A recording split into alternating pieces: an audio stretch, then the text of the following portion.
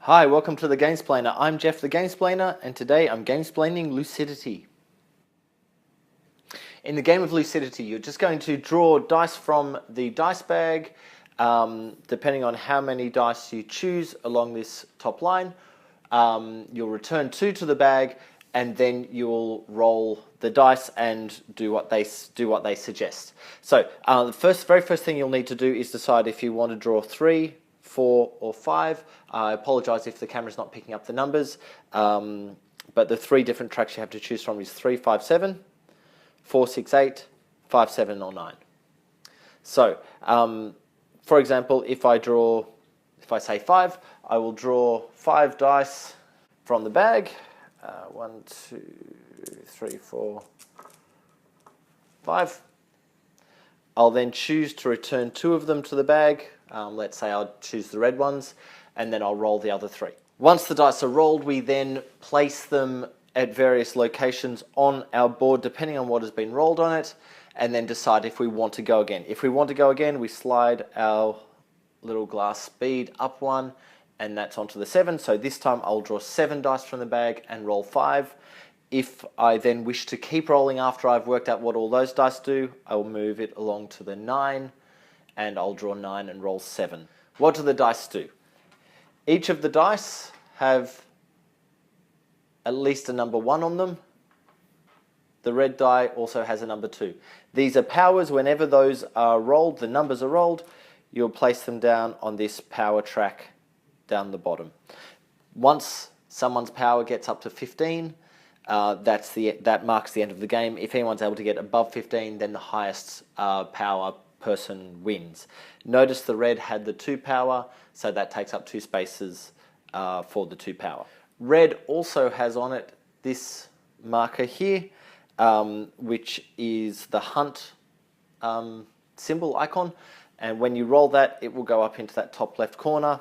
When you fill that top left corner with 4 of them, you are dead and out of the game, and everyone else will continue to play. All of them also have this exhaust track marker icon on them, which is kind of the symbol for sleep. So whenever you roll one of them, you'll place that on this top row here, or the exhaust track. If you get 3 on the exhaust track, you are not allowed to continue rolling. You'll finish working out what these dice do, but at the end of that turn, you're then not able to move up and continue going, and you'll be exhausted. What happens when you're exhausted? For example, if that's what your board looks like, you'll reach into the bag, grab 1 die out. I've grabbed the blue die, which means any blue power I had down here will be removed and thrown back into the bag. So you don't want to get exhausted, because you will lose those power dice, and that's where all of your points are, and that's the way to win. So you don't want to lose them, so be very careful about this exhaustion track. That's the left side of the board. Once that side is worked out, then you move on to the right side of the board. The right side of the board is this little eye icon. So when this eye icon is rolled, that will get moved onto the appropriate color for the nightmares. And this is basically the shadows. It's as you're becoming filled with the nightmares, you're falling further and further into the nightmare, and the more this gets filled up, the closer you are to becoming the nightmare itself. So what they do, if you've got a nightmare or a shadow roll on the blue die, you're going to draw 1 more die from the bag and roll it. So in this case, it happened to be blue. If that happened to come out on that again, you would place it on there and do it again. These all have names, by the way. So the blue ones are the depths. Green is envy. So if you roll the green envy shadow, you will re-roll 1 of the dreams. So each of the dice, they're called dreams, or they stand for dreams within the theme of the game. So the next player around will choose which die on your board you're going to re-roll. So they might make you re-roll this power. So they're taking 2 power off you, you'll re-roll it, and then you'll place it wherever it says to place it. So you might have rolled that, in that case you'll throw it up there, etc. The yellow nightmare or imprisonment, once you place that icon, you must switch one of your exhaust sides to the eye side.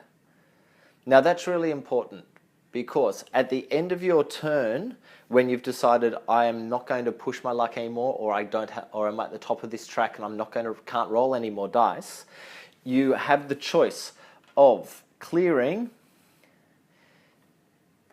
any of the Zs. So if you had, for example, 2 exhaust markers up here, you could clear both of them. Or you can clear one of these eye symbols. So the imprisonment shadow, which causes you to turn that Z mark to the I mark, means you're only going to be able to remove one of the I counters from the top of the board. But it also allows you, that little rule there, also allows you to remove one of these dice if you wish.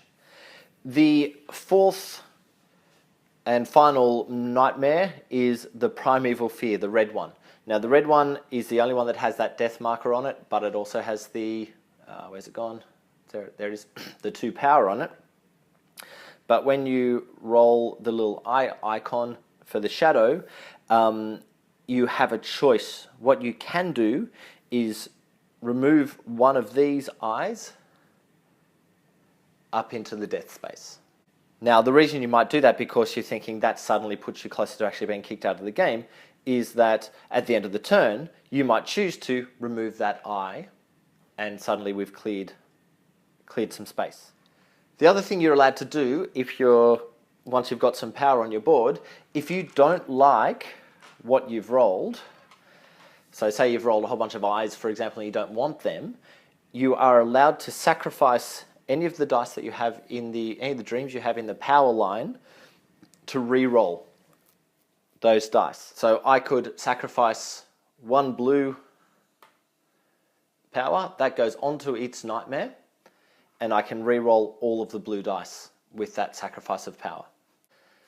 What then happens is when someone turns into a nightmare, they will actually get all of the power that's sitting up on that particular nightmare. So how does one become a nightmare? That's really easy. If I roll a 3rd eye, that goes on there, I work out the shadow of that nightmare, and then I become that nightmare. So all of my dice from here go back into the bag. I would take that power, so I've just said I become the blue nightmare, and that nightmare goes onto that side of my board. I lose all of the dice that are up the top, and I'm only now dealing with the power. Now, as a nightmare, each nightmare has slightly different skills. When it gets to my turn, I will have 2 options. I can either draw 2 dreams from the bag and return 1, and force one of the other players to roll that 1 die. Or I can take a power from another player's card, as long as it's of my type. So if I'm the blue nightmare and one of the other players is sitting with that power, I can just reach over as my turn, take that and add it to my board. The other thing that nightmares get to do is written on the bottom of the card, and each nightmare is slightly different. So I'm looking at the depths at the moment. Basically, whenever a dreamer rolls the eye icon with a blue die, I get to move that to my card as a power, as it just has happened. So if another player rolls that, I take it, put it on my board as the 1, and then I get to activate my skill.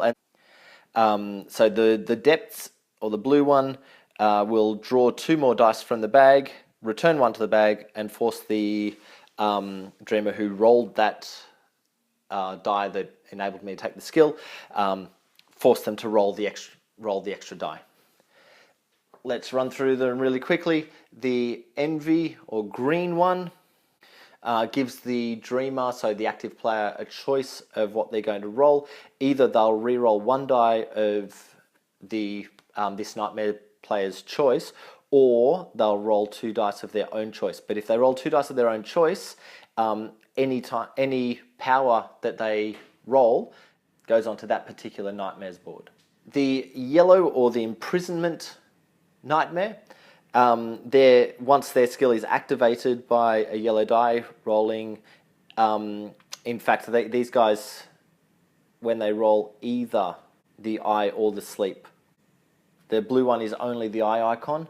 The yellow and the green is the eye or the sleep. So whenever anyone rolls those icons with a yellow die, I take the point, and the active player will move one of their eye icons up to the exhaust track.